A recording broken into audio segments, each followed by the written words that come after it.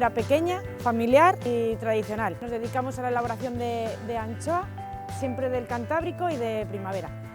Y lo hacemos todo de forma manual. Desde sobar las anchoas, lo hacemos siempre con agua fría y las limpiamos con el boliche, que es la red con la que se pesca el bocarte. Luego las secamos en unos paños también de forma muy artesana, en una centrifugadora manual. Y luego empezamos a limpiarlas. Las limpiamos una a una, con pinzas y no dejamos ni una espina. Las enlatamos y ponemos la etiqueta y en vez de caja utilizamos una red que nos hacen las rederas de lastres, que lo elaboran con la misma red de pescar para hacer el envase final.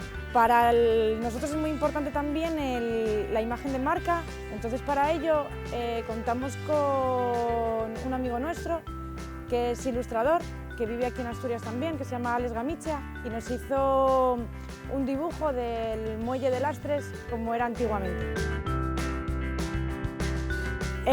Nosotros empezamos cogiendo la tienda de alimentación que tenía la familia de mi marido, llevaban 4 generaciones ya, y nos dimos cuenta en la tienda que había mucha demanda de anchoa artesana y decidimos lanzarnos a la piscina y crear una conservera, y entre todas las paisanas del pueblo nos enseñaron a la elaboración de las anchoas.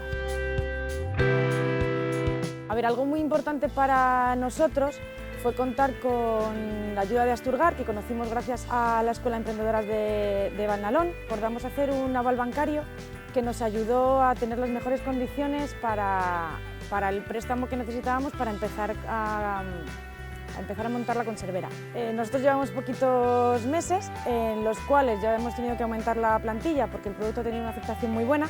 Para ello tendremos que contar con la ayuda de Asturgar porque habrá que aumentar un poco las instalaciones, porque si seguimos así la plantilla aumentará bastante en unos años y contamos con la ayuda de Asturgar para crecer.